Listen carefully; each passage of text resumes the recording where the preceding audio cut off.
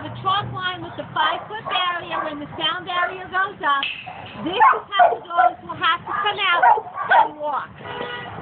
As you notice, they are all kennel fighting. Jen, you have to stay inside that barrier.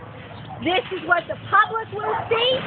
This is what the dogs, the workers, and the volunteers will have to manage once this barrier goes up.